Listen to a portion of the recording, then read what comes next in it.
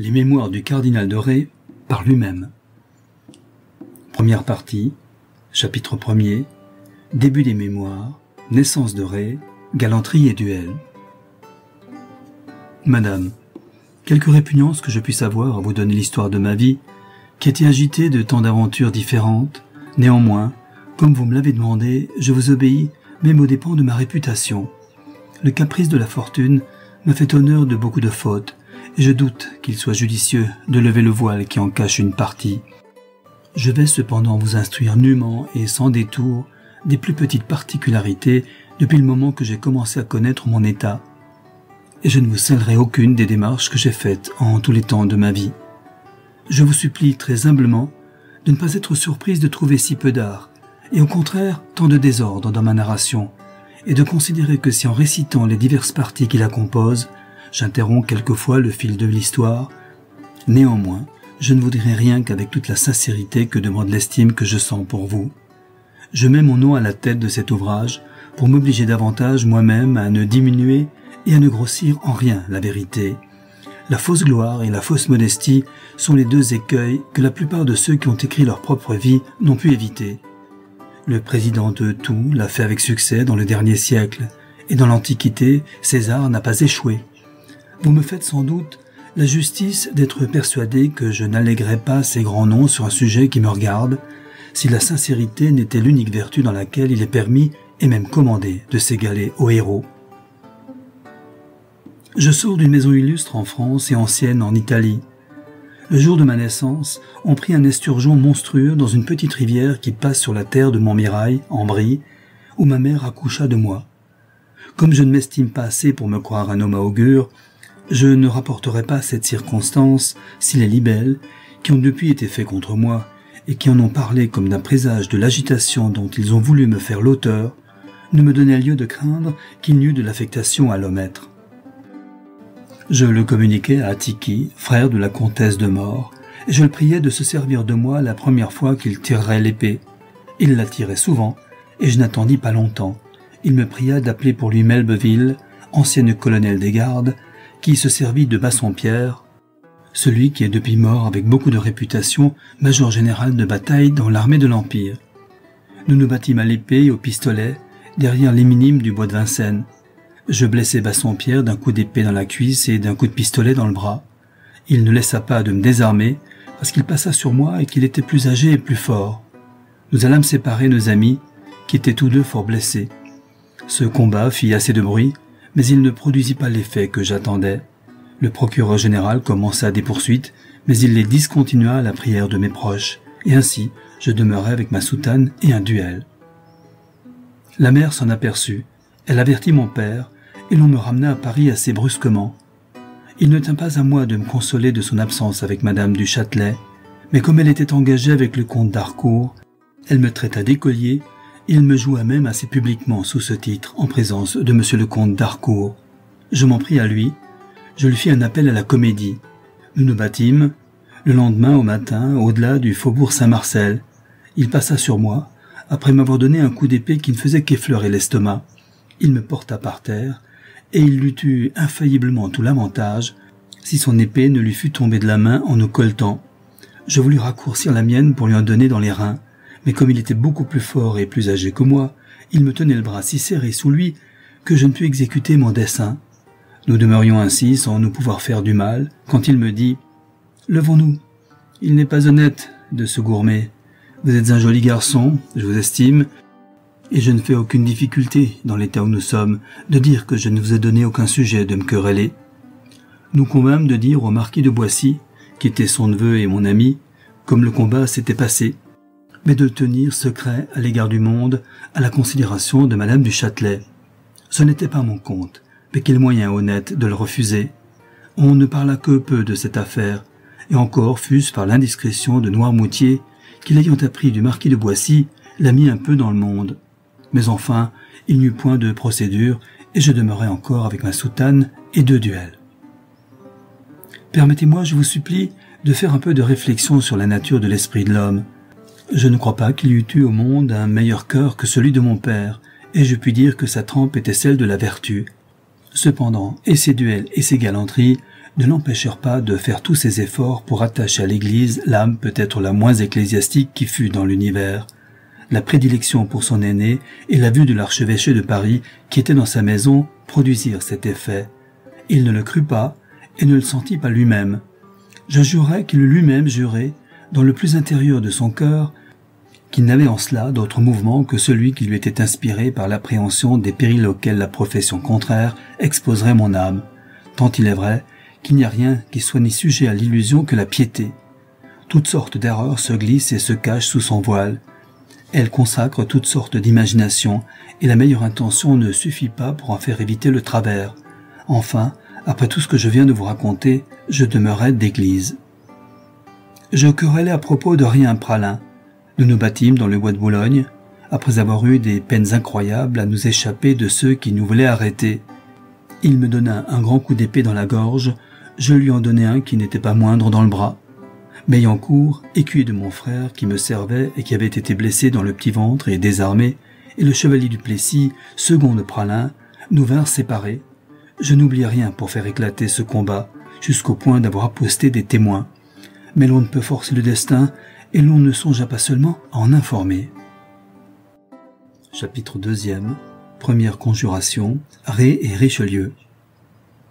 Dès que j'eus pris la résolution de me mettre à l'étude, j'ai pris aussi celle de reprendre les errements de monsieur le cardinal de Richelieu. Et quoique mes proches même s'y opposassent, dans l'opinion que cette matière n'était bonne que pour des pédants, je suivis mon dessein, j'entrepris la carrière, et je l'ouvris avec succès.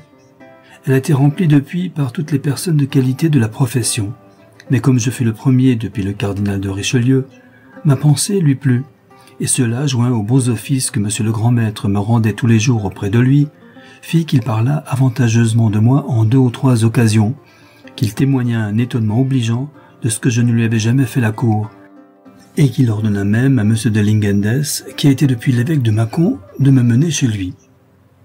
Voilà la source de ma première disgrâce, car au lieu de répondre à ses avances et aux insistances que M. le grand maître me fit pour m'y obliger, je ne les payais toutes que de très méchantes excuses. Je fis le malade, j'allai à la campagne. Enfin, j'en fis assez pour laisser voir que je ne voulais pas m'attacher à M. le cardinal de Richelieu, qui était un très grand homme, mais qui avait au souverain degré le faible de ne point mépriser les petites choses. Il le témoigna en ma personne, car l'histoire de la conjuration de Jean-Louis de Fiesque, que j'avais faite à 18 ans, ayant échappé, en ce temps-là, des mains de Lausière, à qui je l'avais confiée seulement pour la lire, et ayant été portée à M. le cardinal de Richelieu par Bois-Robert, il dit tout haut, en présence du maréchal d'Estrée et de Senneterre, « Voilà un dangereux esprit !» Le second le dit dès le soir même à mon père, et je me le tins comme dit à moi-même.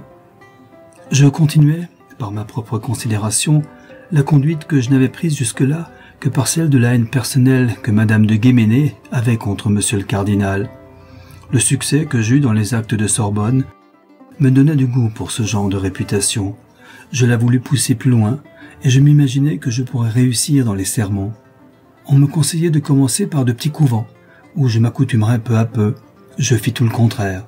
Je prêchais l'Ascension, la Pentecôte, la Fête-Dieu, dans les petits carmélites, en présence de la reine et de toute la cour, et cette audace m'attira un second éloge de monsieur le cardinal de Richelieu. Car comme on lui eut dit que j'avais bien fait, il répondit « Il ne faut pas juger des choses par l'événement, c'est un téméraire. » J'étais, comme vous voyez, assez occupé pour un homme de 22 ans. Monsieur le comte de Soissons, qui avait pris une très grande amitié pour moi, et pour le service de la personne duquel j'avais pris un très grand attachement, partit de Paris, la nuit, pour aller se jeter dans Sedan, dans la crainte qu'il eût d'être arrêté. Il m'envoyait quérir sur les 10 heures du soir. Il me dit son dessein. Je le supplie avec instance qu'il me permît que j'eusse l'honneur de l'accompagner.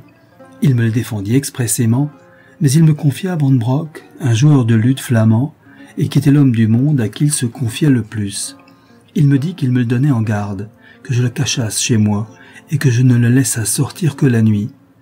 J'exécutai fort bien de ma part tout ce qui m'avait été ordonné, car je mis Van Brock dans une soupente, où il eût fallu être chat pour le trouver. Il ne fit pas si bien de son côté, car il fut découvert par le concierge de l'hôtel de Soissons, au moins à ce que j'ai toujours soupçonné. Et je fus bien étonné qu'un matin, à 6 heures, je vis ma chambre pleine de gens armés qui m'éveillèrent en jetant la porte dedans. Le prévôt de l'île s'avança et me dit en jurant « Où est Van Brock ?»« À Sedan, je crois, » lui répondis-je. Il redoubla ses jurements et il chercha dans la paillasse de tous les lits.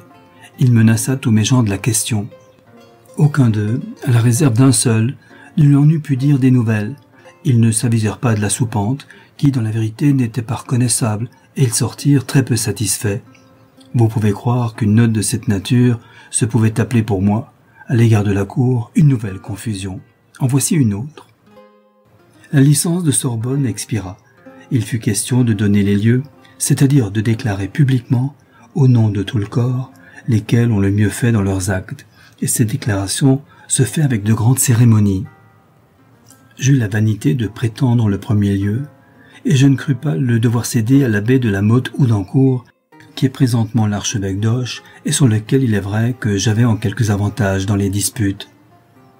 Monsieur le cardinal de Richelieu, qui faisait l'honneur à cet abbé de le reconnaître pour son parent, envoya en Sorbonne le grand prieur de la Porte, son oncle, pour le recommander. Je me conduisis dans cette occasion mieux qu'il n'appartenait à mon âge. Car aussitôt que je le sus, j'allais trouver M. de Raconis, évêque de Lavore, pour le prier de dire à M. le cardinal que comme je savais le respect que je lui devais, je m'étais désisté de ma prétention aussitôt que j'avais appris qu'il y prenait part. M. de Lavore me vint trouver, dès le lendemain matin, pour me dire que M. le cardinal ne prétendait point que M. l'abbé de la Motte eût l'obligation du lieu à ma cession, mais à son mérite auquel on ne pouvait le refuser. La réponse m'outra. Je ne répondis que par un sourire et une profonde révérence. Je suivis ma pointe et j'emportai le premier lieu de 84 voix. Monsieur le cardinal s'emporta jusqu'à la puérilité. Il menaça les députés de la Sorbonne de raser ce qu'il avait commencé d'y bâtir et il fit mon éloge, tout de nouveau, avec une aigreur incroyable. Toute ma famille s'épouvanta. Mon père et ma tante de Magnolet qui se joignaient ensemble, la Sorbonne et Brambrock, monsieur le comte, mon frère, qui était parti la même nuit, madame de Guéménée, à laquelle il voyait bien que j'étais fort attaché, souhaitait avec passion de m'éloigner et de m'envoyer en Italie. Je demeurai donc à Venise jusqu'à la mi-août, et il ne tint pas à moi de m'y faire assassiner. Je m'amusais à vouloir dire galanterie à la signora Vendrameena, noble vénitienne, et qui était une des personnes du monde des plus jolies.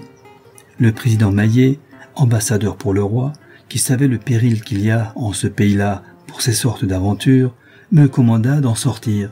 Je fis le tour de la Lombardie et je me rendis à Rome sur la fin de septembre. Monsieur le maréchal d'Estrée y était ambassadeur.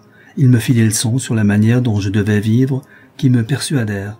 Et quoique je n'eusse aucun dessein d'être d'église, je me résolus d'acquérir à tout hasard de la réputation dans une cour ecclésiastique où l'on me verrait avec la soutane. J'exécutais fort bien ma résolution.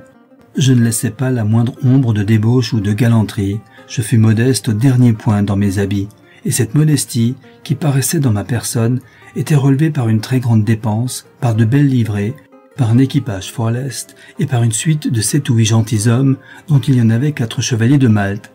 Je disputais dans les écoles de Sapience, qui ne sont pas à beaucoup près si savantes que celles de Sorbonne, et la fortune contribua encore à me relever. Le prince de Schomberg, ambassadeur d'obédience de l'Empire, m'envoya dire un jour que je jouais au ballon dans les termes de l'empereur Antonin, de lui quitter la place, et je lui fis répondre qu'il n'y avait rien que je n'eusse rendu à son excellence si elle ne me l'eût demandé par civilité, mais puisque c'était un ordre, j'étais obligé de lui dire que je n'en pouvais recevoir d'aucun ambassadeur que celui du roi mon maître. Comme il insista, et qu'il m'eût fait dire pour la seconde fois par le doyen de ses estaffiers de sortir du jeu, je me mis sur la défensive, et les Allemands, plus par mépris, à mon sens, du peu de gens que j'avais avec moi, que par autre considération, ne poussèrent pas l'affaire. Ce coup porté par un abbé tout modeste, un ambassadeur qui marchait toujours avec 100 mousquetaires à cheval, fit un grand éclat à Rome, et si grand que Rose, que vous voyez secrétaire du cabinet et qui était ce jour-là dans le jeu du ballon, dit que feu monsieur le cardinal Mazarin en eut, dès ce jour-là, l'imagination saisie et qu'il lui en a parlé depuis plusieurs fois.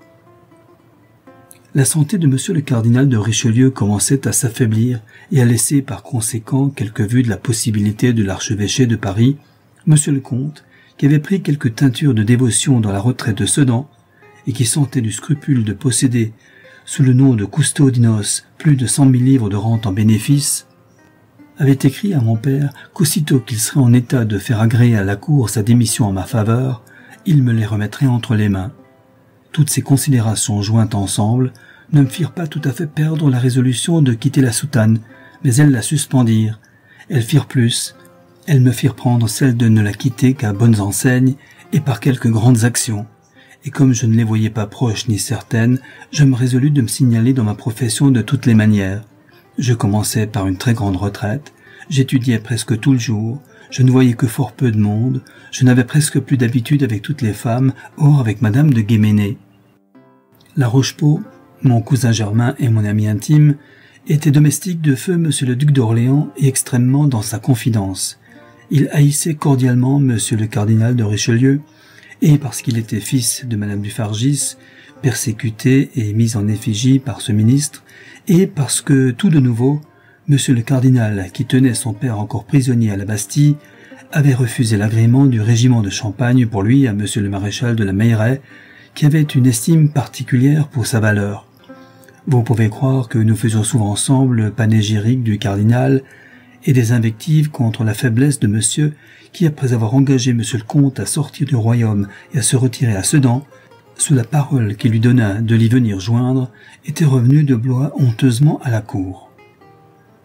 Comme j'étais aussi plein des sentiments que je vous viens de marquer, que la Rochepot l'était de ceux que l'état de sa maison et de sa personne lui devait donner, nous entrâmes aisément dans les mêmes pensées qui furent de nous servir de la faiblesse de monsieur pour exécuter ce que la hardiesse de ses domestiques fut sur le point de lui faire à Corbie, dont il faut, pour plus d'éclaircissement, vous entretenir un moment. Les ennemis étant entrés en Picardie, sous le commandement de monsieur le prince Thomas de Savoie et de Piccolomini, le roi y alla en personne, et il y mena monsieur, son frère, pour général de son armée, et monsieur le comte pour lieutenant général. Ils étaient l'un et l'autre très mal avec monsieur le cardinal de Richelieu, qui ne leur donna cet emploi que par la pure nécessité des affaires, et parce que les Espagnols, qui menaçaient le cœur du royaume, avaient déjà pris Corbie, la Capelle et le Catelet. Aussitôt qu'il fut retiré dans les Pays-Bas, et que le roi eut repris Corbie, l'on ne douta point que l'on chercha les moyens de perdre monsieur le comte, qui avait donné beaucoup de jalousie au ministre par son courage, par sa civilité, par sa dépense, qui était intimement bien avec monsieur, et qui avait surtout commis le crime capital de refuser le mariage de monsieur d'Aiguillon. L'Espinay, Montrésor, la Rochepot n'oubliaient rien pour donner à monsieur, par l'appréhension, le courage de se défaire du cardinal. Saint-Ibal, Varicarville, Bardouville et Beauregard, père de celui qui est à moi, le persuadèrent à monsieur le comte. La chose fut résolue, mais elle ne fut pas exécutée. Ils eurent le cardinal dans leurs mains à Amiens, et ils ne lui firent rien. Je n'ai jamais pu savoir pourquoi. Je leur en ai ouï parler à tous, et chacun rejetait la faute sur son compagnon. Je ne sais dans la vérité ce qui en est. Ce qui est vrai est qu'aussitôt qu'ils furent à Paris, la frayeur les saisit. Monsieur le comte, que tout le monde convint avoir été le plus ferme des conjurés d'Amiens, se retira à Sedan, qui était en ce temps-là en souveraineté à monsieur de Bouillon. Monsieur alla à Blois, et monsieur de Ré, mon frère, qui n'était pas de l'entreprise d'Amiens, mais qui était fort attaché à monsieur le comte, partit la nuit en poste de Paris, et il se jeta dans Belle-Île. Le roi envoya à Blois monsieur le comte de Guiche, qui est présentement monsieur le maréchal de Gramont, et monsieur de Chavigny, secrétaire d'État et confidentissime du cardinal. Ils firent peur à monsieur et le ramenèrent à Paris, où il avait encore plus de peur, car ceux qui étaient à lui dans sa maison, c'est-à-dire ceux de ses domestiques qui n'étaient pas gagnés par la cour, ne manquaient pas de le prendre par cet endroit, qui était son faible, pour l'obliger de penser à sa sûreté ou plutôt à la leur. Ce fut de ce penchant où nous crûmes, la Rochepot et moi, que nous le pourrions précipiter dans nos pensées. L'expression est bien irrégulière, mais je n'en trouve point qui marque plus naturellement le caractère d'un esprit comme le sien. Il pensait tout et il ne voulait rien, et quand par hasard il voulait quelque chose, il fallait le pousser en même temps ou plutôt le jeter pour le lui faire exécuter. La Rochepot fit tous ses efforts possibles et comme il vit que l'on ne répondait que par des remises et par des impossibilités que l'on trouvait à tous les expédients qu'il proposait, il s'avisa d'un moyen qui était assurément hasardeux, mais qui, par un sort assez commun aux actions extraordinaires, l'était beaucoup moins qu'il ne le paraissait. Monsieur le cardinal de Richelieu devait tenir sur les fonds mademoiselle, qui, comme vous pouvez juger, été baptisé il y avait longtemps, mais les cérémonies du baptême n'avaient pas été faites. Il devait venir pour cet effet au dôme où mademoiselle logeait, et le baptême se devait faire dans sa chapelle. La proposition de la Rochepot fut de continuer de faire voir à monsieur, à tous les moments du jour, la nécessité de se défaire du cardinal, de lui parler moins qu'à l'ordinaire du détail de l'action afin d'en moins hasarder le secret, de se contenter de l'en entretenir en général, et pour l'y accoutumer, et pour lui pouvoir dire en temps et lieu qu'on ne la lui avait point scellée, que l'on avait plusieurs expériences qu'il ne pouvait lui-même être servi qu'en cette manière, qu'il l'avait lui-même avoué maintes fois à lui, la Rochepot, qu'il n'y avait donc qu'à s'associer de braves gens qui fussent capables d'une action déterminée, qu'à poster des relais, sous le prétexte d'un enlèvement sur le chemin de Sedan, qu'à exécuter la chose au nom de monsieur et en sa présence, dans la chapelle, le jour de la cérémonie, que monsieur l'avouerait de tout son cœur dès qu'elle serait exécutée, et que nous le mènerions de ce pas sur nos relais à Sedan, dans un intervalle où l'abattement des sous-ministres, joint à la joie que le roi aurait d'être délivré de son tyran, aurait laissé la cour en état de songer plutôt à le rechercher qu'à le poursuivre. Voilà la vue de la Rochepot, qui n'était nullement impraticable, et je le sentis par l'effet que la possibilité prochaine fit dans mon esprit, tout différent de celui que la simple spéculation y avait produit. J'avais blâmé, peut-être 100 fois, avec la Rochepot, l'inaction de monsieur et celle de monsieur le comte à Amiens. Aussitôt que je me vis sur le point de l'exécution de la même action dont j'avais réveillé moi-même l'idée dans l'esprit de la Rochepot, je sentis je ne sais quoi qui pouvait être une peur. Je le pris pour un scrupule. Je ne sais si je me trompais, mais enfin, l'imagination d'un assassinat d'un prêtre, d'un cardinal, me vint à l'esprit. La Rochepot se moqua de moi, et il me dit ses propres paroles. « Quand vous serez à la guerre, vous n'enlèverez point de quartier de peur d'y assassiner des gens endormis. » J'eus honte de ma réflexion. J'embrassai le crime qui me parut consacré par de grands exemples, justifié et honoré par le grand péril. Nous prîmes et nous concertâmes notre résolution. J'engageai dès le soir l'Aunois, que vous voyez à la cour, sous le nom de marquis de Pienne. La Rochepot s'assura de Lafrette, du marquis de Boissy, de l'Estourville, qu'il savait être attaché à monsieur et enragé contre le cardinal. Nous fîmes nos préparatifs. L'exécution était sûre, le péril était grand pour nous, mais nous pouvions raisonnablement espérer d'en sortir, parce que la garde de monsieur, qui était dans le logis, nous eût infailliblement soutenus contre celle du cardinal, qui ne pouvait être qu'à la porte. La fortune, plus forte que sa garde, le tira de ce pas. Il tomba malade, ou lui ou mademoiselle, je ne m'en souviens pas précisément. La cérémonie fut différée, il n'y eut point d'occasion. Monsieur s'en retourna à Blois, et le marquis de Boissy nous déclara qu'il ne nous découvrirait jamais, mais qu'il ne pouvait plus être de cette partie parce qu'il venait de recevoir je ne sais quelle grâce de monsieur le cardinal. Je vous confesse que cette entreprise, qui nous eût comblés de gloire s'il nous eût réussi, ne m'a jamais plu. Je n'en ai pas même le scrupule que des 2 fautes que je vous ai marquées ci-dessus d'avoir commises contre la morale, mais je voudrais toutefois, de tout mon cœur, n'en avoir jamais été. L'ancienne Rome l'aurait estimé, mais ce n'est pas par cet endroit que j'estime l'ancienne Rome.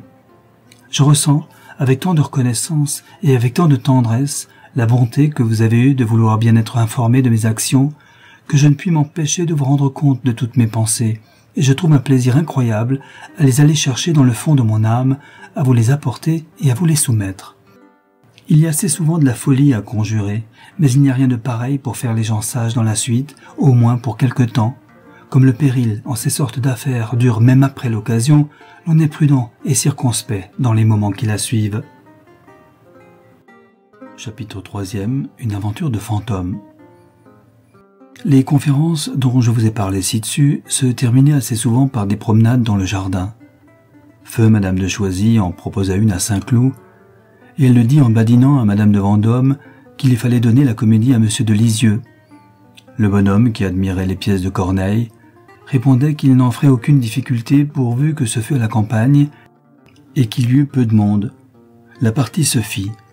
L'on convint qu'il n'y aurait que Madame et Mademoiselle de Vendôme, Madame de Choisy, Monsieur de Turenne, Monsieur de Brion, Voiture et moi. Brion se chargea de la comédie et des violons, je me chargeai de la collation.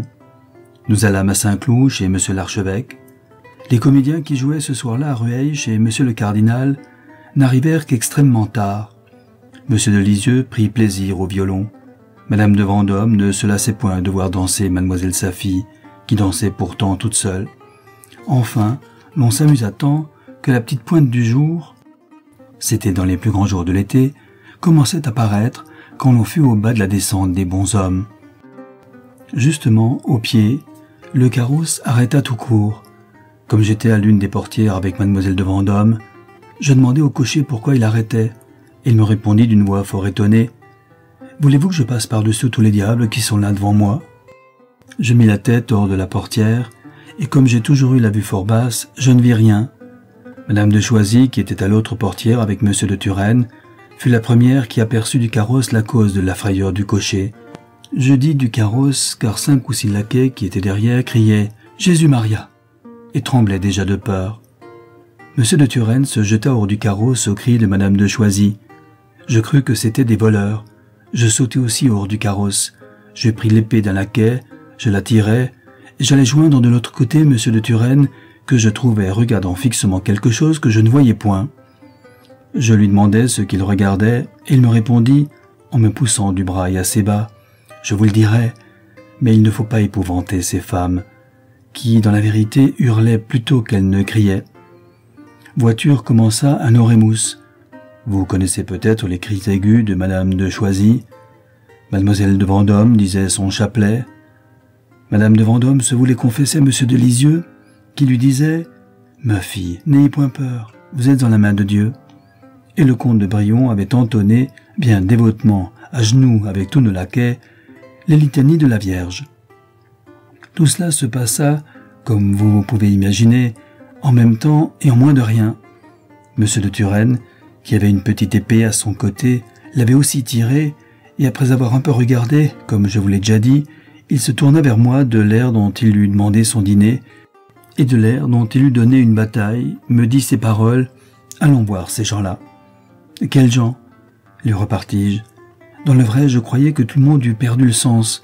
Il me répondit: « Effectivement, je crois que ce pourrait bien être des diables. » Comme nous avions déjà fait 5 ou 6 pas du côté de la Savonnerie, et que nous étions par conséquent plus proches du spectacle, je commençai à entrevoir quelque chose, et ce qui m'en parut fut une longue procession de fantômes noirs, qui me donna d'abord plus d'émotion qu'elle n'en avait donné à monsieur de Turenne, mais qui, par la réflexion que je fis, que j'avais longtemps cherché des esprits et qu'apparemment j'en trouvais en ce lieu, me fit faire un mouvement plus vif que ses manières ne lui permettaient de faire.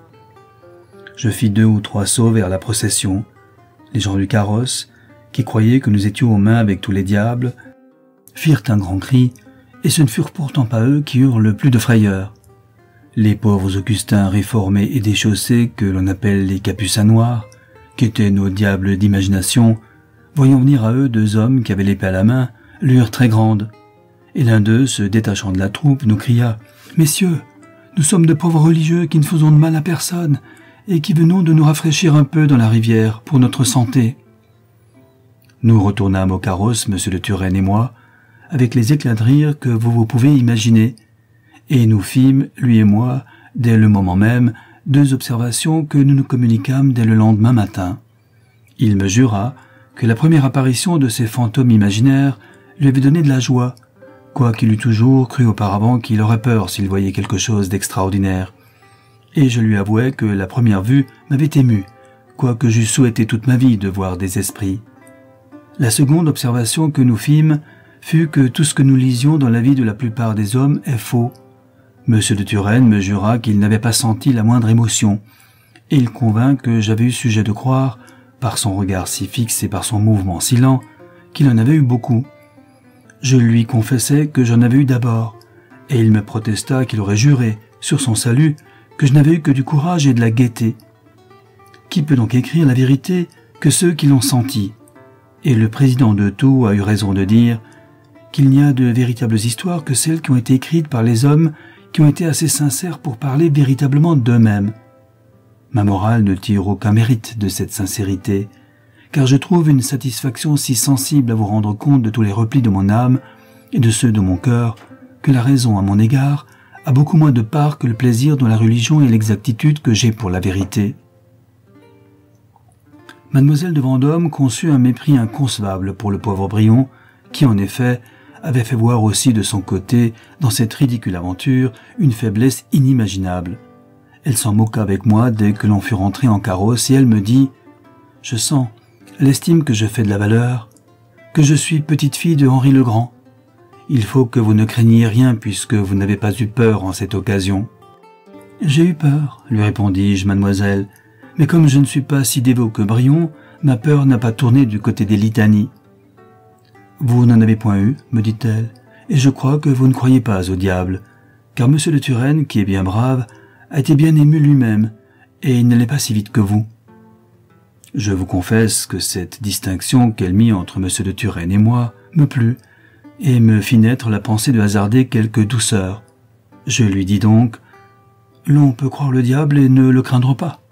Il y a des choses au monde plus terribles. »« Et quoi ?» reprit-elle. « Elles le sont si fort que l'on oserait même les nommer. » lui répondis-je. Elle m'entendit bien à ce qu'elle me confessa depuis, mais elle n'en fit pas semblant. Elle se remit dans la conversation publique, l'on descendit à l'hôtel de Vendôme et chacun s'en alla chez soi. Chapitre 4e. Début de la Régence, les importants, première difficulté. M. de Beaufort, qui avait le sens beaucoup au-dessous du médiocre, voyant que la reine avait donné sa confiance à M. le cardinal Mazarin, s'emporta de la manière du monde la plus imprudente. Il refusait tous les avantages qu'elle lui offrait avec profusion. Il fit vanité de donner au monde toutes les démonstrations d'un amant irrité. Il ne ménagea en rien monsieur. Il brava dans les premiers jours de la Régence feu Monsieur le Prince. Il l'outra ensuite par la déclaration publique qu'il fit contre Madame de Longueville en faveur de Madame de Montbazon, qui véritablement n'avait offensé la première qu'en contrefaisant ou montrant 5 des lettres que l'on prétendait qu'elle avait écrites à Coligny. Monsieur de Beaufort, pour soutenir ce qu'il faisait contre la Régente, contre le ministre et contre tous les princes du sang, forma une cabale de gens qui sont tous morts fous, mais qui dès ce temps-là ne me paraissaient guère sages. Beaupuis, Fontrailles, Fiesque. Montrésor, qui avait la mine de Caton, mais qui n'en avait pas le jeu, s'y joignit aux Béthune.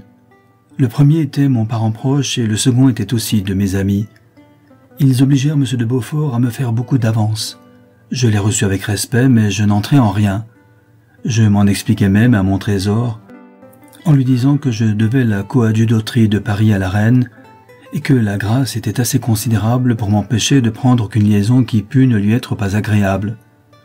Montrésor m'ayant répondu que je n'en avais nulle obligation à la reine, puisqu'elle n'avait rien fait en cela que ce qui lui avait été ordonné publiquement par le feu roi, et que d'ailleurs la grâce m'avait été faite dans un temps où la reine ne donnait rien à force de ne rien refuser, je lui dis ces propres mots: « Vous me permettrez d'oublier tout ce qui pourrait diminuer ma reconnaissance et de ne me ressouvenir que de ce qui la doit augmenter. » Ces paroles, qui furent rapportées à M. le cardinal Mazarin par Goulas, à ce que lui-même m'a dit depuis, lui plurent.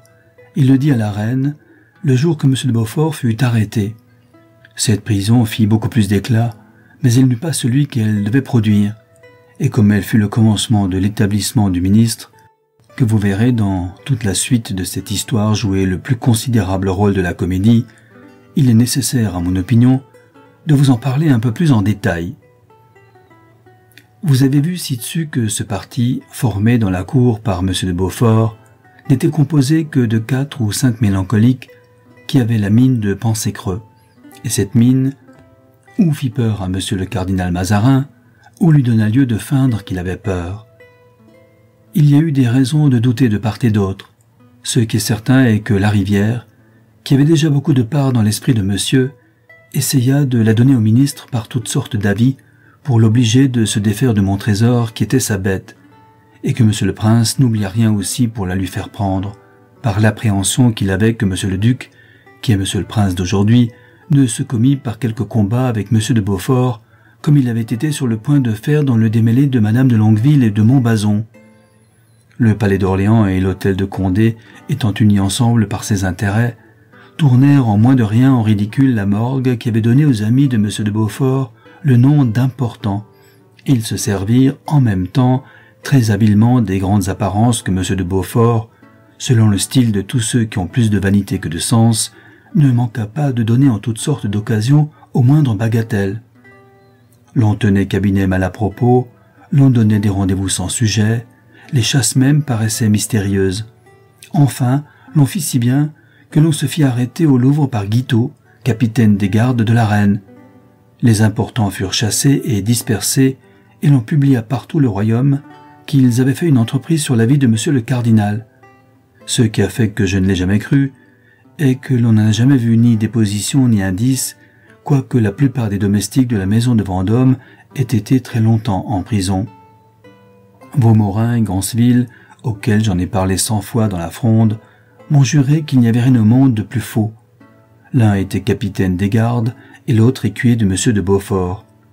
Le marquis de Nangis, maître de camp du régiment de Navarre ou de Picardie, je ne m'en ressouviens plus précisément, et enragé contre la reine et contre le cardinal pour un sujet que je vous dirai incontinent, fut fort tenté d'entrer dans la cabale des importants, 5 ou 6 jours devant que monsieur de Beaufort fût arrêté, et je le détournai de cette pensée en lui disant que la mode, qui a du pouvoir en toute chose, ne l'a si sensible en aucune qu'à être ou bien ou mal à la cour. Il y a des gens où la disgrâce est une manière de feu qui purifie toutes les mauvaises qualités et qui illumine toutes les bonnes. Il y a des temps où il ne sied pas bien à un honnête homme d'être disgracié.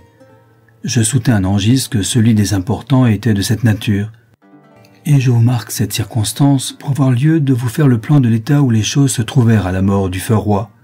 C'est par où je devais commencer, mais le fil du discours m'a emporté. Il faut confesser, à la louange de monsieur le cardinal de Richelieu, qu'il avait conçu 2 desseins que je trouve presque aussi vastes que ceux des Césars et des Alexandres. Celui d'abattre le parti de la religion avait été projeté par monsieur le cardinal de Ré, mon oncle. Celui d'attaquer la formidable maison d'Autriche n'avait été imaginé de personne. Il a consommé le premier.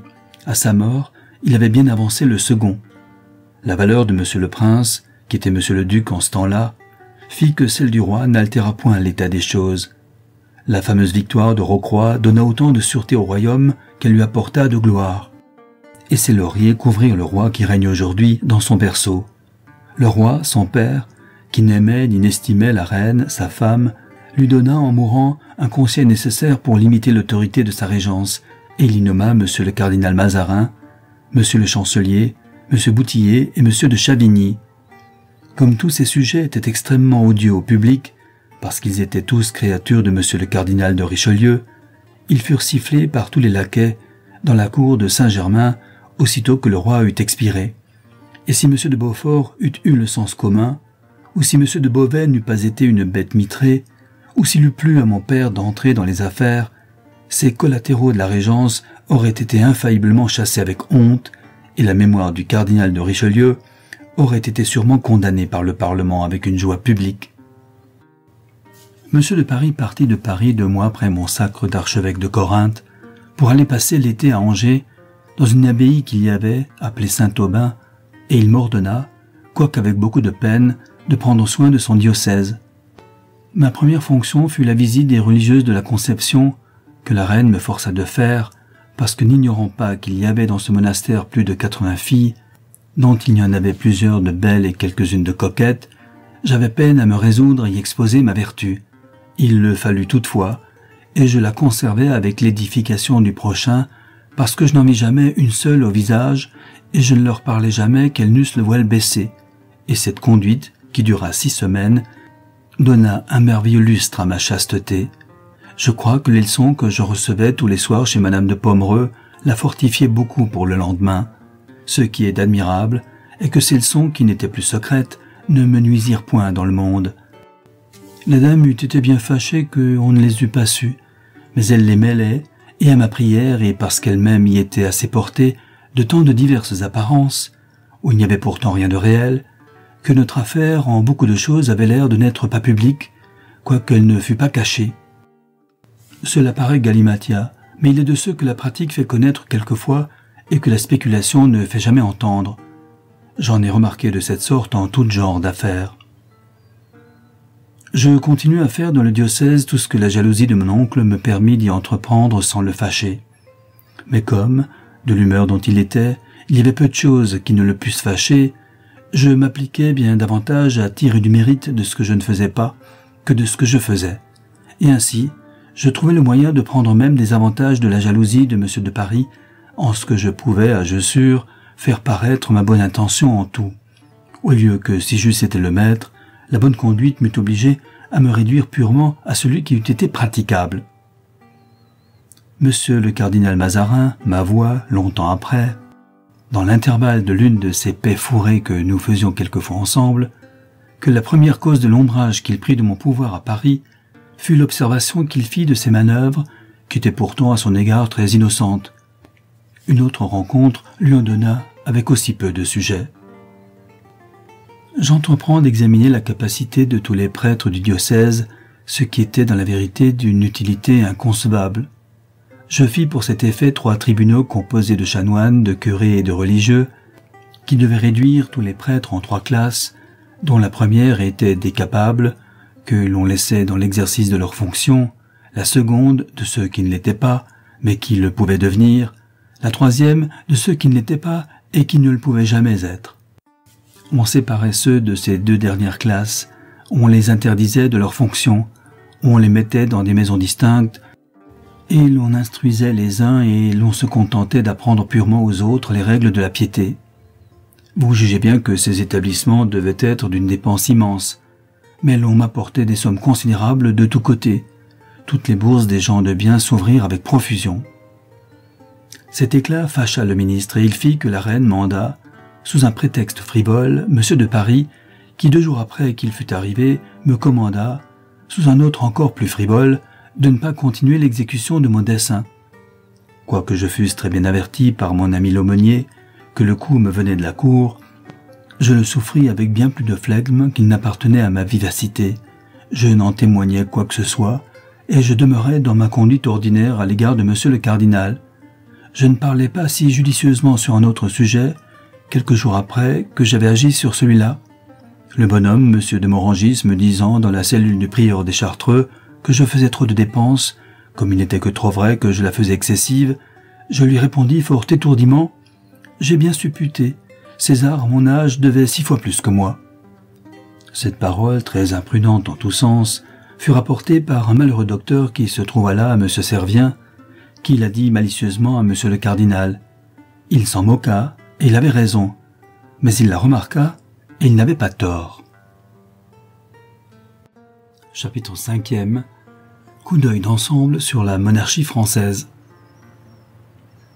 Il me semble que je vous ai déjà dit en quelque endroit de ce discours que les 4 premières années de la Régence furent comme emportées par ce mouvement de rapidité que monsieur le cardinal de Richelieu avait donné à l'autorité royale. Monsieur le cardinal Mazarin, son disciple, et de plus né et nourri dans un pays où celle du pape n'a point de borne, crut que ce mouvement de rapidité était le naturel, et cette méprise fut l'occasion de la guerre civile. Je dis l'occasion car il en faut, à mon avis, rechercher et reprendre la cause de bien plus loin. Il y a plus de 1200 ans que la France a des rois, mais ces rois n'ont pas toujours été absolus au point qu'ils le sont. Leur autorité n'a jamais été réglée comme celle des rois d'Angleterre et d'Aragon par des lois écrites. Elle a été seulement tempérée par des coutumes reçues et comme mises en dépôt au commencement dans les États généraux et depuis dans celles des parlements.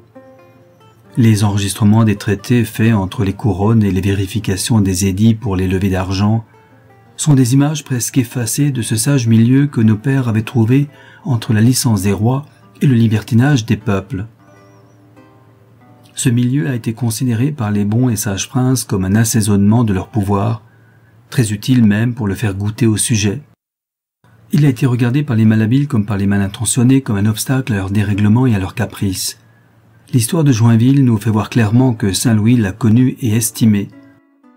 Et les ouvrages d'Orémieux, évêque de Lisieux, et du fameux Jean Juvénal des Ursins nous convainquent que Charles V, qui a mérité le titre de sage, n'a jamais cru que sa puissance fût au-dessus des lois et de son devoir. Louis XI, plus artificieux que prudent, donna sur ce chef aussi bien que sur tous les autres atteinte à la bonne foi. Louis XII l'eût rétabli si l'ambition du cardinal d'Amboise, maître absolu de son esprit, ne s'y fût opposée. L'avarice insatiable du connétable de Montmorency lui donna bien plus de mouvement à étendre l'autorité de François Ier qu'à la régler. Les vastes et lointains desseins de messieurs de Guise ne leur permirent pas, sous François II, de penser à y donner des bornes. Sous Charles IX et Henri III, l'on fut si fatigué des troubles que l'on y prit pour révolte tout ce qui n'était pas soumission. Henri IV, qui ne se défiait pas des lois parce qu'il se fiait en lui-même, marqua combien il les estimait par la considération qu'il eut pour les remontrances très hardies de Miron, prévôt des marchands, touchant les rentes de l'hôtel de ville. M. de Rohan disait que Louis XIII n'était jaloux de son autorité qu'à force de ne pas la connaître. Le maréchal d'Ancre et M. de Luynes n'étaient que des ignorants qui n'étaient pas capables de l'en informer. Le cardinal de Richelieu leur succéda, qui fit, pour ainsi parler, un fond de toutes ces mauvaises intentions et de toutes ces ignorances des 2 derniers siècles, pour s'en servir selon son intérêt. Il les déguisa en maximes utiles et nécessaires pour établir l'autorité royale, et la fortune secondant ses desseins par le désarmement du parti protestant en France, par les victoires des Suédois, par la faiblesse de l'Empire, par l'incapacité de l'Espagne, il forma, dans la plus légitime des monarchies, la plus scandaleuse et la plus dangereuse tyrannie qui ait peut-être jamais asservi un État. L'habitude, qui a eu la force, en quelques pays, d'accoutumer les hommes au feu, nous a endurcis à des choses que nos pères ont appréhendées plus que le feu même. Nous ne sentons plus la servitude qu'ils ont détestée moins pour leur propre intérêt que pour celui de leur maître, et le cardinal de Richelieu a fait des crimes de ce qui faisait dans le siècle passé les vertus des Miron, des Harlay, de Marillac, des Pibrac et des Faye. Ces martyrs de l'État, qui ont dissipé plus de factions par leur bonne et sainte maxime que l'or d'Espagne et d'Angleterre n'en a fait naître, ont été les défenseurs de la doctrine pour la conservation de laquelle le cardinal de Richelieu confina M. le président Barillon à Amboise, et c'est lui qui a commencé à punir les magistrats pour avoir avancé des vérités pour lesquelles leur serment les oblige d'exposer leur propre vie. Les rois qui ont été sages et qui ont connu leurs véritables intérêts ont rendu les parlements dépositaires de leurs ordonnances, particulièrement pour se décharger d'une partie de l'envie et de la haine que l'exécution des plus saintes et même des plus nécessaires produit quelquefois. Ils n'ont pas cru s'abaisser en s'y liant eux-mêmes, semblables à Dieu qui obéit toujours à ce qu'il a commandé une fois. Les ministres, qui sont presque toujours aveuglés par leur fortune, pour ne pas se contenter de ce que ces ordonnances permettent, ne s'appliquent qu'à les renverser. Et le cardinal de Richelieu, plus qu'aucun autre, y a travaillé avec autant d'imprudence que d'application. Il n'y a que Dieu qui puisse subsister par lui seul. Les monarchies les plus établies et les monarques les plus autorisés ne se soutiennent que par l'assemblage des armes et des lois, et cet assemblage est si nécessaire que les unes ne se peuvent maintenir sans les autres. Les lois des armées tombent dans le mépris, les armes qui ne sont pas modérées par les lois tombent bientôt dans l'anarchie. La République romaine ayant été anéantie par Jules César, la puissance dévolue par la force de ses armes à ses successeurs subsista autant qu'ils purent eux-mêmes conserver l'autorité des lois. Aussitôt qu'elles perdirent leur force, celle des empereurs s'évanouit, et elle s'évanouit par le moyen de ceux-mêmes qui, s'étant rendus maîtres et de leurs sceaux et de leurs armes, par la faveur qu'ils avaient auprès d'eux, convertirent en leur propre substance celle de leurs maîtres, qu'ils sucèrent, pour ainsi parler, à l'abri de ces lois anéanties. L'Empire romain mis à l'encan et celui des Ottomans exposé tous les jours au cours d'eau nous marquent par des caractères bien sanglants l'aveuglement de ceux qui ne font consister l'autorité que dans la force. Mais pourquoi chercher des exemples étrangers où nous en avons tant de domestiques? Pépin n'employa pour détrôner les Mérovingiens et Capet ne se servit pour déposséder les Carlovingiens que de la même puissance que les prédécesseurs de l'un et de l'autre s'étaient acquis sous le nom de leur maître. Et il est à observer et que les maires du palais et que les comtes de Paris se placèrent dans le trône des rois, justement et également par la même voie par laquelle ils s'étaient insinués dans leur esprit, c'est-à-dire par l'affaiblissement et par le changement des lois de l'État, qui plaisent toujours d'abord aux princes peu éclairés, parce qu'ils s'imaginent l'agrandissement de leur autorité, et qui, dans les suites, servent de prétexte aux grands et de motif au peuple pour se soulever. Le cardinal de Richelieu était trop habile pour ne pas avoir toutes ses vues, mais il les sacrifia à son intérêt. Il voulut régner selon son inclination, qui ne se donnait point de règles, même dans les choses où il ne lui eût rien coûté de s'en donner. Il fit si bien que si le destin lui eût donné un successeur de son mérite, je ne sais si la qualité de Premier ministre qu'il a prise le premier n'aurait pas pu être, avec un peu de temps, aussi odieuse en France que l'ont été par l'événement celles de maire du Palais et de comte de Paris. La providence de Dieu y pourvut au moins d'un sens, le cardinal Mazarin, qui prit sa place, n'ayant donné ni pu donner aucun ombrage à l'État du côté de l'usurpation. Comme ces deux ministres ont beaucoup contribué, quoique fort différemment, à la guerre civile de laquelle je vais vous rendre compte, je crois qu'il est nécessaire de vous en faire le portrait et le parallèle. Chapitre 6e. Portrait de Richelieu et de Mazarin. Le cardinal de Richelieu avait de la naissance. Sa jeunesse jeta des étincelles de son mérite. Il se distingua en Sorbonne. On remarqua de fort bonne heure qu'il avait de la force et de la vivacité dans l'esprit. Il prenait d'ordinaire très bien son parti. Il était homme de parole où un grand intérêt ne l'obligeait pas au contraire, et en ce cas, il n'oubliait rien pour sauver les apparences de la bonne foi. Il n'était pas libéral, mais il donnait plus qu'il ne promettait et il assaisonnait admirablement les bienfaits. Il aimait la gloire beaucoup plus que la morale ne le permet, mais il faut avouer qu'il n'abusait qu'à proportion de son mérite, de la dispense qu'il avait prise sur ce point de l'excès de son ambition. Il n'avait ni l'esprit ni le cœur au-dessus des périls. Il n'avait ni l'un ni l'autre au-dessous. Et l'on peut dire qu'il en prévint davantage par sa sagacité qu'il n'en surmonta par sa fermeté. Il était bon ami. Il eût même souhaité d'être aimé du peuple. Mais quoiqu'il eût la civilité, l'extérieur et beaucoup d'autres parties propres à cet effet, il n'en eut jamais le je ne sais quoi, qui est encore, en cette matière, plus requis qu'en tout autre. Il anéantissait, par son pouvoir et son faste royal, la majesté personnelle du roi, mais il remplissait avec tant de dignité les fonctions de la royauté qu'il fallait n'être pas du vulgaire pour ne pas confondre le bien et le mal en ce fait. Il distinguait, plus judicieusement comme du monde, entre le mal et le pis, entre le bien et le mieux, ce qui est une grande qualité pour un ministre. Il s'impatientait trop facilement dans les petites choses qui étaient préalables des grandes, mais ce défaut qui vient de la sublimité de l'esprit est toujours joint à des lumières qui le suppléent. Il avait assez de religion pour ce monde. Il allait au bien, ou par inclination, ou par bon sens. Toutefois que son intérêt ne le portait point au mal, qu'il connaissait parfaitement quand il le faisait. Il ne considérait l'État que pour sa vie, mais jamais ministre n'a eu plus d'application à faire croire qu'il en ménageait l'avenir. Enfin, il faut confesser que tous ses vices ont été de ceux que la grande fortune rend aisément illustres, parce qu'ils ont été de ceux qui ne peuvent avoir pour instrument que de grandes vertus. Vous jugez facilement qu'un homme qui a autant de grandes qualités et d'apparence de celles-là même qu'il n'avait pas, se conserve assez aisément dans le monde cette sorte de respect qui démêle le mépris d'avec la haine et qui, dans un état où il n'y a plus de loi, supplée au moins pour quelque temps à leurs défauts. Le cardinal Mazarin était d'un caractère tout contraire. Sa naissance était basse et son enfance honteuse. Au sortir du Colisée, il apprit à piper, ce qui lui attira des coups de bâton d'un orfèvre de Rome appelé Moretto. Il fut capitaine d'infanterie en Valteline, et Bagny, qui était son général, m'a dit qu'il ne passa dans la guerre, qui ne fut que de 3 mois, que pour un escroc. Il eut l'annonciature extraordinaire en France par la faveur du cardinal Antoine, qui ne s'acquérait pas en ce temps-là par de bons moyens.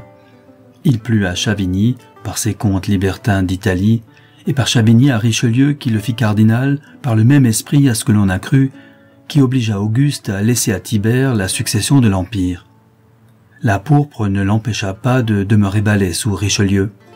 La reine l'ayant choisi faute d'autres, ce qui est vrai quoi qu'on en dise, il parut d'abord l'original de Trivellino Principe. La fortune l'ayant ébloui et tous les autres, il s'érigea et on l'érigea en Richelieu. Mais il n'en eut que l'impudence de l'imitation. Il se fit de la honte de tout ce que l'autre s'était fait de l'honneur. Il se moqua de la religion, il promit tout parce qu'il ne voulait rien tenir. Il ne fut ni doux ni cruel parce qu'il ne se ressouvenait ni des bienfaits ni des injures. Il s'aimait trop, ce qui est le naturel des âmes lâches. Il craignait trop peu, ce qui est le caractère de ceux qui n'ont pas de soin de leur réputation. Il prévoyait assez bien le mal parce qu'il avait souvent peur, mais il n'y remédiait pas à proportion, parce qu'il n'avait pas tant de prudence que de peur. Il avait de l'esprit, de l'insinuation, de l'enjouement, des manières, mais le vilain cœur paraissait toujours au travers, et au point que ses qualités eurent, dans l'adversité, tout l'air du ridicule et ne perdirent pas, dans la plus grande prospérité, celui de la fourberie. Il porta le filoutage dans le ministère, ce qui n'est jamais arrivé qu'à lui, et ce filoutage faisait que le ministère, même heureux et absolu, ne lui seyait pas bien, et que le mépris s'y glissa, qui est le mal le plus dangereux d'un État, et dont la contagion se répand le plus aisément et le plus promptement du chef dans les membres. Il n'est pas malaisé de concevoir, par ce que je viens de vous dire, qu'il peut et qu'il doit y avoir beaucoup de contretemps fâcheux dans une administration qui suivait d'aussi près celle du cardinal de Richelieu et qui en était aussi différente. Chapitre 7e. La Fronde, ses causes, ses symptômes. Vous avez vu ci-devant tout l'extérieur des 4 années de la Régence, et je vous ai déjà même expliqué l'effet que la prison de M. de Beaufort fit d'abord sur les esprits. Il est certain qu'elle y imprima du respect pour un homme pour qui l'éclat de la pourpre n'en avait pu donner aux particuliers. Ondédéi m'a dit que le cardinal s'était moqué avec lui à ce propos, de la légèreté des Français, mais il m'ajouta en même temps qu'au bout de 4 mois il s'admira lui-même, qu'il s'érigea dans son opinion en Richelieu, et qu'il se crut même plus habile que lui. Il faudrait des volumes pour raconter toutes ces fautes, dont les moindres étaient d'une importance extrême, par une considération qui mérite une observation particulière. Comme il marchait sur les pas du cardinal de Richelieu, qui avait achevé de détruire toutes les anciennes maximes de l'État, il suivait un chemin qui était de tous côtés bordé de précipices. Et comme il ne voyait pas ces précipices que le cardinal de Richelieu n'avait pas ignorés, il ne se servait pas des appuis par lesquels le cardinal de Richelieu avait assuré sa marche. J'explique ce peu de paroles qui comprend beaucoup de choses par un exemple. Le cardinal de Richelieu avait affecté d'abaisser les corps, mais il n'avait pas oublié de ménager les particuliers. Cette idée suffit pour vous faire concevoir tout le reste. Ce qu'il y eut de merveilleux fut que tout contribua à le tromper et à se tromper soi-même. Il y eut toutefois des raisons naturelles de cette illusion, et vous en avez vu quelques-unes dans la disposition où je vous ai marqué ci-devant qu'il avait trouvé les affaires, les corps et les particuliers du royaume. Mais il faut avouer que cette illusion fut très extraordinaire et qu'elle passa jusqu'à un grand excès. Le dernier point de l'illusion en matière d'État est une espèce de léthargie qui n'arrive jamais qu'après de grands symptômes. Le renversement des anciennes lois, l'anéantissement de ce milieu qu'elles ont posé entre les peuples et les rois, l'établissement de l'autorité purement et absolument despotique, sont ceux qui ont jeté originairement la France dans les convulsions dans lesquelles nos pères l'ont vue. Le cardinal de Richelieu la vint traiter comme un empirique avec des remèdes violents qui lui firent paraître de la force, mais une force d'agitation qui en épuisa le corps et les parties. Le cardinal Mazarin, comme un médecin très inexpérimenté, ne connut point son abattement. Il ne le soutint point par les secrets chimiques de son prédécesseur. Il continua de l'affaiblir par des saignées. Elle tomba en léthargie, et il fut assez malhabile pour prendre ce fort repos pour une véritable santé. Les provinces abandonnées à la rapine des surintendants demeuraient abattues et assoupies sous la pesanteur de leurs maux, que les secousses qu'elles s'étaient données de temps en temps sous le cardinal de Richelieu n'avaient fait qu'augmenter et qu'aigrir. Les parlements, qui avaient tout fraîchement gémi sous sa tyrannie, étaient comme insensibles aux mesures présentes, par les mémoires encore trop vives et trop récentes des passés. Les grands, qui pour la plupart avaient été chassés du royaume, s'endormaient paresseusement dans leur lit, qu'ils avaient été ravis de retrouver. Si cette indolence générale eût été ménagée, l'assoupissement eût peut-être duré plus longtemps, mais comme le médecin ne le prenait que pour un doux sommeil, il n'y fit aucun remède.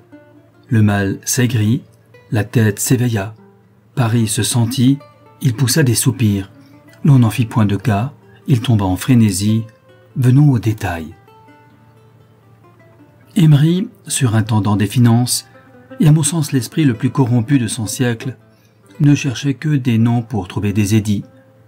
Je ne vous puis mieux exprimer le fond de l'âme du personnage, qui disait en plein conseil, je l'ai ouï, que la foi n'était que pour les marchands, et que les maîtres des requêtes qui l'alléguaient pour raison dans les affaires qui regardaient le roi méritaient d'être punis. Je ne vous puis mieux expliquer le défaut de son jugement. Cet homme, qui avait été condamné à Lyon dans sa jeunesse à être pendu, gouvernait même avec empire le cardinal Mazarin en tout ce qui regardait le dedans du royaume. Je choisis cette remarque entre 12 ou 15 que je pourrais faire de même nature pour vous donner à entendre l'extrémité du mal, qui n'est jamais à son période que quand ceux qui commandent ont perdu la honte, parce que c'est justement le moment dans lequel ceux qui obéissent perdent le respect, et c'est dans ce même moment où l'on revient de la léthargie, mais par des convulsions. Les Suisses paraissaient, pour ainsi parler, si étouffés sous la pesanteur de leur chaîne qu'ils ne respiraient plus, quand la révolte de 3 de leurs paysans forma les ligues. Les Hollandais se croyaient subjugués par le duc d'Albe, quand le prince d'Orange, par le sort réservé aux grands guerriers, qui voient devant tous les autres le point de la possibilité, conçut et enfanta leur liberté. Voilà des exemples. La raison y est. Ce qui cause l'assoupissement dans les États qui souffrent est la durée du mal qui saisit l'imagination des hommes et qui leur fait croire qu'il ne finira jamais. Aussitôt qu'ils trouvent jour à en sortir, ce qui ne manque jamais lorsqu'il est venu jusqu'à un certain point, ils sont si surpris, si aises et si emportés, qu'ils passent tout d'un coup à l'autre extrémité et que bien loin de considérer les révolutions comme impossibles, ils les croient faciles. Et cette disposition toute seule est quelquefois capable de les faire. Nous avons éprouvé et senti toutes ces vérités dans notre dernière révolution. Qui eût dit, 3 mois devant la petite pointe des troubles, qu'il en eût pu naître dans un État où la maison royale était parfaitement unie, où la cour était esclave du ministre, où les provinces et la capitale lui étaient soumises, où les armées étaient victorieuses, où les compagnies paraissaient de tout point impuissantes. Qui l'eût dit eût passé pour insensé. Je ne dis pas dans l'esprit du vulgaire, mais je dis entre les destrés et les saines-terres. Il paraît un peu de sentiment, une lueur ou plutôt une étincelle de vie, et ce signe de vie, dans les commencements, presque imperceptible, ne se donne point par monsieur. Il ne se donne point par monsieur le prince. Il ne se donne point par les grands du royaume. Il ne se donne point par les provinces. Il se donne par le Parlement qui, jusqu'à notre siècle, n'avait jamais commencé de révolution et qui, certainement, aurait condamné, par des arrêts sanglants, celle qu'il faisait lui-même, si tout autre que lui le commençait. Il gronda sur l'édit du tarif, et aussitôt qu'il eut seulement murmuré, tout le monde s'éveilla. L'on chercha en s'éveillant comme à tâtons les lois. On ne les trouva plus. L'on s'effara, l'on cria, on se les demanda. Et dans cette agitation, les questions que leurs explications firent naître, d'obscures qu'elles étaient et vénérables par leur obscurité, devinrent problématiques. Et de là, à l'égard de la moitié du monde, odieuses. Le peuple entra dans le sanctuaire. Il leva le voile qui doit toujours couvrir tout ce que l'on peut dire, tout ce que l'on peut croire du droit des peuples et de celui des rois, qui ne s'accordent jamais si bien ensemble que dans le silence. La salle du palais profana ces mystères. Venons aux faits particuliers qui vous feront voir à l'œil ce détail. Chapitre 8e. Les barricades. Le lendemain de la fête, c'est-à-dire le 26 août de 1648, le roi alla au Te Deum. L'on borda, selon la coutume, depuis le palais royal jusqu'à Notre-Dame, toutes les rues de soldats du régiment des gardes. Aussitôt que le roi fut revenu au palais royal, l'on forma de tous ces soldats 3 bataillons qui demeurèrent sur le Pont-Neuf et dans la place Dauphine. Comminges, lieutenant des gardes de la reine, enleva dans un carrosse fermé le bonhomme Broussel, conseiller de la grande chambre, et il le mena à Saint-Germain. Blancmesnil, président aux enquêtes, fut pris en même temps aussi chez lui et il fut conduit au bois de Vincennes. Vous vous étonnerez du choix de ce dernier, et si vous aviez connu le bonhomme Broussel, vous ne seriez pas moins surprise du sien. Je vous expliquerai ce détail en temps et lieu, mais je ne vous puis exprimer la consternation qui parut dans Paris le premier quart d'heure de l'enlèvement de Broussel et le mouvement qui se fit dès le second. La tristesse, ou plutôt l'abattement, saisit jusqu'aux enfants. L'on se regardait et l'on ne se disait rien. L'on éclata tout d'un coup, l'on s'émut, l'on courut, l'on cria, l'on ferma les boutiques. J'en fus averti, et quoique je ne fusse pas insensible à la manière dont j'avais été joué la veille au Palais Royal, où l'on m'avait même prié de faire savoir à ceux qui étaient de mes amis dans le Parlement que la bataille de Lens n'y avait causé que des mouvements de modération et de douceur. Quoique, dis-je, fusse très piqué, je ne laissais pas de prendre le parti, sans balancer, d'aller trouver la reine et de m'attacher à mon devoir préférablement à toute chose. Je le dis en ses propres termes à Chapelain, à Gomberville et à Plotte, chanoine de Notre-Dame et présentement chartreux, qui avait dîné chez moi. Je sortis en Rochet et Camaille, et je ne fus pas au marché neuf que je fus accablé d'une foule de peuple qui hurlait plutôt qu'il ne criait. Je m'en démêlais en leur disant que la reine leur ferait justice.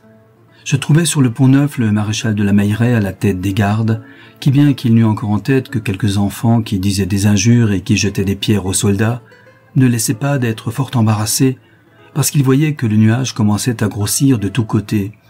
Il fut très aise de me voir et m'exhorta à dire à la reine la vérité. Il s'offrit d'en venir lui-même rendre témoignage. J'en fus très aise à mon tour et nous allâmes ensemble au Palais Royal, suivis d'un nombre infini de peuples qui criaient « Bruxelles, Bruxelles !» Nous trouvâmes la reine dans le grand cabinet, accompagnée de monsieur le duc d'Orléans, du cardinal Mazarin, de monsieur le duc de Longueville, du maréchal de Villeroy, de l'abbé de la Rivière, de Bautru, de Guitant, capitaine de ses gardes, et de Nogent. Elle me reçut ni bien ni mal. Elle était trop fière et trop aigre pour avoir de la honte de ce qu'elle avait dit la veille, et le cardinal n'était pas assez honnête homme pour en avoir de la bonne. Il me parut toutefois un peu embarrassé, et il me fit une espèce de galimatia par lequel, sans me l'oser toutefois dire, il eût été bien aise que j'eusse conçu qu'il y avait eu des raisons toutes nouvelles qui avaient obligé la reine à se porter à la résolution que l'on avait prise. Je feignis que je prenais pour bon tout ce qu'il lui plut de me dire, et je lui répondis simplement que j'étais venu là pour me rendre à mon devoir, pour recevoir les commandements de la reine et pour contribuer de tout ce qui serait en mon pouvoir au repos et à la tranquillité. La reine me fit un petit signe de la tête comme pour me remercier, mais je sus depuis qu'elle avait remarqué, et remarqué en mal, cette dernière parole qui était pourtant très innocente et même fort dans l'ordre en la bouche d'un coadjuteur de Paris. Mais il est vrai de dire qu'auprès des princes, il est aussi dangereux et presque criminel de pouvoir le bien que de vouloir le mal. Le maréchal de la Meilleraye, qui vit que la Rivière, Bautru et Nogent traitaient l'émotion de bagatelle et qu'il la tournait même en ridicule, s'emporta. Il parla avec force et s'en rapporta à mon témoignage. Je le rendis avec liberté et je confirmai ce qu'il avait dit et prédit du mouvement. Le cardinal sourit malignement et la reine se mit en colère en proférant de son fausset aigre et élevé ses propres mots. Il y a de la révolte à s'imaginer que l'on se puisse révolter. Voilà les contes ridicules de ceux qui la veulent. L'autorité du roi y donnera bon ordre. Le cardinal, qui s'aperçut à mon visage que j'étais un peu ému de ce discours, prit la parole et avec un ton doux il répondit à la reine « Plût à Dieu, madame, que tout le monde parlât avec la même sincérité que monsieur le coadjuteur. Il craint pour son troupeau, il craint pour la ville, il craint pour l'autorité de votre majesté. Je suis persuadé que le péril n'est pas au point qu'il se l'imagine, mais le scrupule sur cette matière est en lui une religion louable. » La reine, qui entendait le jargon du cardinal, se remit tout d'un coup. Elle me fit des honnêtetés et je répondis par un profond respect et une mine si niaise que la Rivière dit à l'oreille de Bautru, de qui je le sus 4 jours après, « Voyez ce que c'est que de n'être pas jour et nuit en ce pays-ci. Le coadjuteur est homme du monde, il a de l'esprit, il prend pour bon ce que la reine lui vient de dire. La vérité est que tout ce qui était dans ce cabinet jouait la comédie. Je faisais l'innocent et je ne l'étais pas, au moins en ce fait. Le cardinal faisait l'assuré et il ne l'était pas si fort qu'il le paraissait. Il y eut quelques moments où la reine contrefit la douce et elle ne fut jamais plus aigre. Monsieur de Longueville témoignait de la tristesse et il était dans une joie sensible parce que c'était l'homme du monde qui aimait le mieux les commencements de toutes affaires. Monsieur le duc d'Orléans faisait l'empressé et le passionné en parlant à la reine, et je ne l'ai jamais vu siffler avec tant d'indolence qu'il siffla une demi-heure en entretenant Guerchy dans la petite chambre grise. Le maréchal Villeroy faisait le guet pour faire sa cour au ministre, et il m'avouait en particulier, les larmes aux yeux, que l'État était sur le bord du précipice. Bautru et Nogent bouffonnaient et représentaient, pour plaire à la reine, la nourrice du vieux Bruxelles, remarquez, je vous prie, qu'il avait 80 ans, qui animait le peuple à la sédition, quoiqu'ils connussent très bien l'un et l'autre que la tragédie ne serait peut-être pas fort éloignée de la farce. Le seul et unique abbé de la Rivière était convaincu que l'émotion du peuple n'était qu'une fumée. Il le soutenait à la reine, qu'il eût voulu croire quand même elle eût été persuadée du contraire. Et je remarquai dans un même instant, et par la disposition de la reine, qui était la personne du monde la plus hardie, et par celle de la rivière, qui était le poltron le plus signalé de son siècle, que l'aveugle témérité ou la peur outrée produisent les mêmes effets lorsque le péril n'est pas connu. La discussion continue, la reine est d'une violence inouïe, mais l'heure avance et il faut prendre une résolution. Nous éprouvâmes en ce rencontre qu'il est bien plus naturel à la peur de consulter que de décider. Le cardinal, après une douzaine de galimatias qui se contredisaient les uns les autres, conclut à se donner encore du temps jusqu'au lendemain et de faire connaître, en attendant au peuple, que la reine lui accordait la liberté de Bruxelles, pourvu qu'il se séparât et ne continuât pas à la demander en foule. Le cardinal ajouta que personne ne pouvait plus agréablement ni plus efficacement que moi porter cette parole. Je vis le piège, mais je ne m'en pus défendre, et d'autant moins que le maréchal de la Meilleraye, qui n'avait point de vue, y donna même avec impétuosité et m'y entraîna, pour ainsi parler, avec lui. Il dit à la reine qu'il sortira avec moi dans les rues, et que nous y ferions des merveilles. « Je n'en doute point, » lui répondis-je, pourvu qu'il plaise à la reine de nous faire expédier en bonne forme la promesse de la liberté des prisonniers, car je n'ai pas assez de crédit parmi le peuple pour m'en faire croire sans cela. L'on me loua de ma modération. Le maréchal ne douta de rien. La parole de la reine valait mieux que tous les écrits. En un mot, l'on se moqua de moi et je me trouvais tout d'un coup dans la cruelle nécessité de jouer le plus méchant personnage, ou peut-être jamais particulier, se soit rencontré. Je voulus répliquer, mais la reine entra brusquement dans sa chambre grise. Monsieur me poussa, mais tendrement, avec ses deux mains, en me disant « Rendez le repos à l'État ». Le maréchal m'entraîna, et tous les gardes du corps me portaient amoureusement sur leurs bras en me criant « Il n'y a que vous qui puissiez remédier au mal ». Je sortis ainsi avec mon rocher et mon camail, en donnant des bénédictions à droite et à gauche, et vous croyez bien que cette occupation ne m'empêchait pas de faire toutes les réflexions convenables à l'embarras dans lequel je me trouvais. Je pris toutefois, sans balancer, le parti d'aller purement à mon devoir, de prêcher l'obéissance et de faire mes efforts pour apaiser le tumulte. La seule mesure que je me résolus de garder fut celle de ne rien promettre en mon nom au peuple et de lui dire simplement que la reine m'avait assuré qu'elle rendrait Bruxelles pourvu que l'on fît cesser l'émotion. L'impétuosité du maréchal de la Meilleraye ne me laissa pas lieu de mesurer mes expressions, car au lieu de venir avec moi, comme il m'avait dit, il se mit à la tête des chevaux légers de la garde, et il s'avança, l'épée à la main, en criant de toute sa force « Vive le roi, liberté à Bruxelles !» Comme il était vu de beaucoup plus de gens qu'il y en avait qui l'entendissent, il échauffa beaucoup plus de monde par son épée qu'il n'en apaisa par sa voix. On cria aux armes. Un crocheteur mit le sabre à la main vis-à-vis des 15-20. Le maréchal le tua d'un coup de pistolet. Les cris redoublèrent, on courut de tous côtés aux armes. Une foule de peuple, qui m'avait suivi depuis le palais royal, me porta plutôt qu'elle ne me poussa jusqu'à la croix du tiroir, et j'y trouvai le maréchal de la Meilleraye aux mains, avec une foule de bourgeois qui avaient pris les armes dans la rue de l'Arbre Sec. Je me jetai dans la foule pour essayer de les séparer, et je crus que les uns et les autres porteraient au moins quelque respect à mon habit et à ma dignité. Je ne me trompais pas absolument, car le maréchal, qui était fort embarrassé, prit avec joie ce prétexte pour commander aux chevaux légers de ne plus tirer. Les bourgeois s'arrêtèrent et se contentèrent de tenir ferme dans le carrefour. Mais il y eut 20 ou 30 qui sortirent avec des hallebardes et avec des mousquetons de la rue des Prouvelles, qui ne furent pas si modérés et qui, ne me voyant pas ou ne voulant pas voir, firent une décharge fort brusque sur les chevaux légers, cassèrent d'un coup de pistolet le bras à Fontrailles, qui était auprès du maréchal l'épée à la main, blessèrent un de mes pages qui portait le bas de ma soutane, et me donnèrent à moi-même un coup de pierre au-dessous de l'oreille, qui me porta par terre. Je ne fus pas plutôt relevé qu'un bourgeois m'appuyant un mousqueton sur la tête.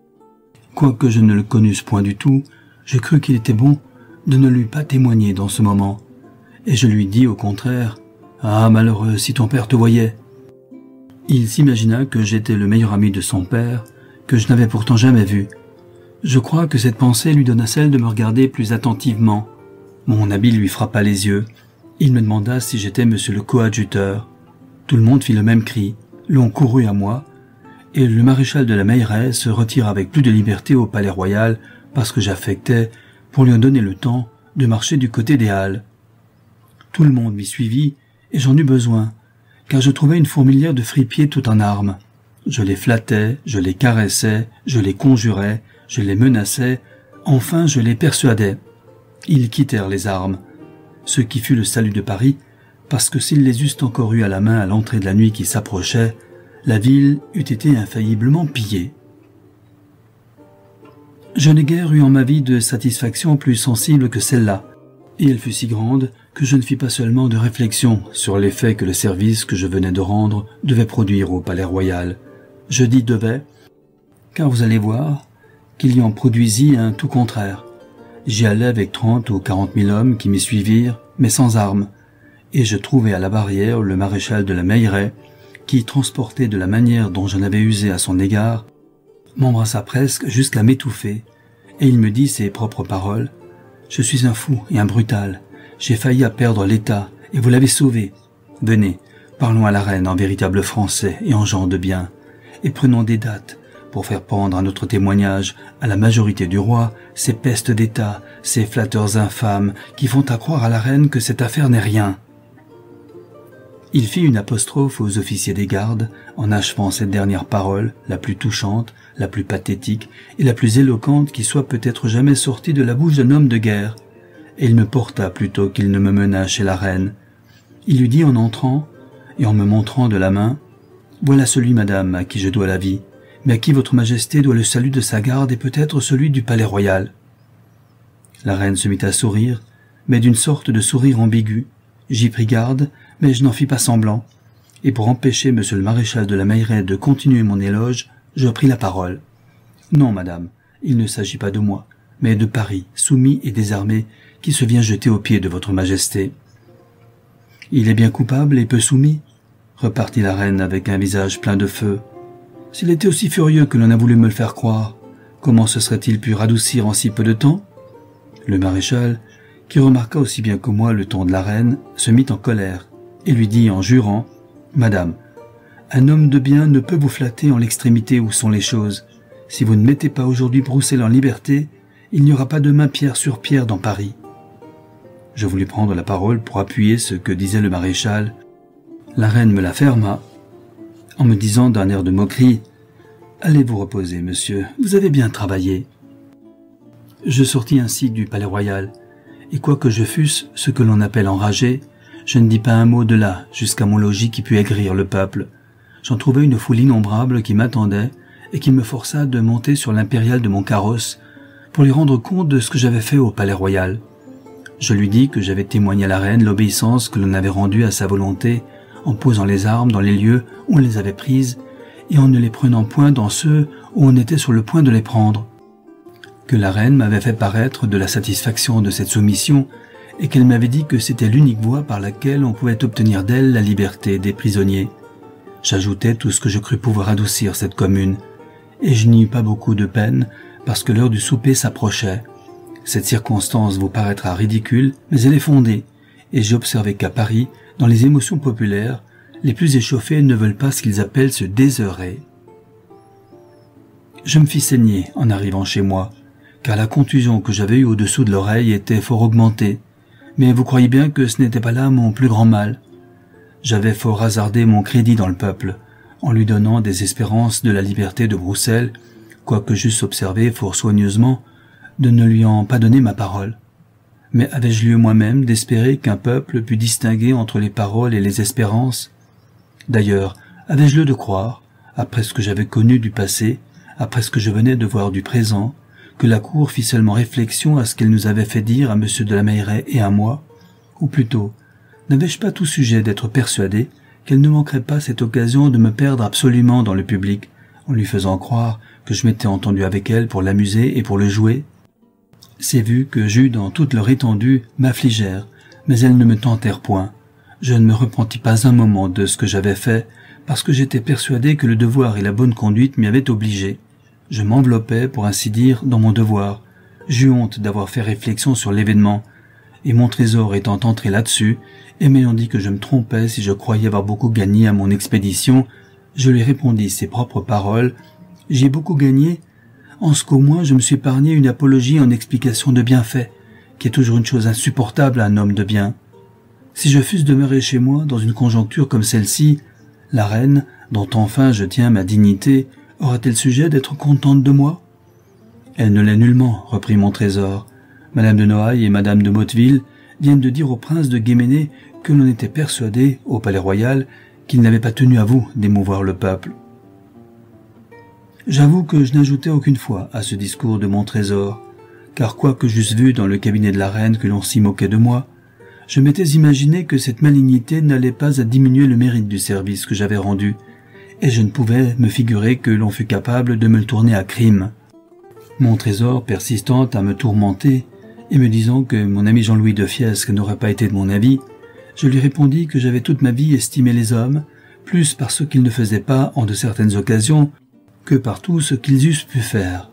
J'étais sur le point de m'endormir sur ces pensées, lorsque l'aigle arriva, qui venait du souper de la reine, et qui me dit que l'on m'avait tourné publiquement en ridicule, que l'on m'y avait traité d'homme qui n'avait rien oublié pour soulever le peuple sous prétexte de l'apaiser, que l'on avait sifflé dans les rues, que j'avais fait semblant d'être blessé, quoique je ne le fusse point. Enfin, que j'avais été exposé 2 heures entières à la raillerie fine de Bautru, à la bouffonnerie de Nogent, à l'enjouement de la rivière, à la fausse compassion du cardinal et aux éclats de rire de la reine.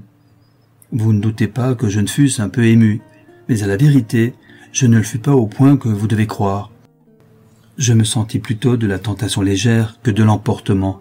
Tout me vint dans l'esprit, mais rien n'y demeura, et je sacrifia à mon devoir, presque sans balancer, les idées les plus douces et les plus brillantes que les conjurations passées présentèrent à mon esprit en foule, aussitôt que le mauvais traitement que je voyais public et connu me donna lieu de croire que je pourrais entrer avec honneur dans les nouvelles.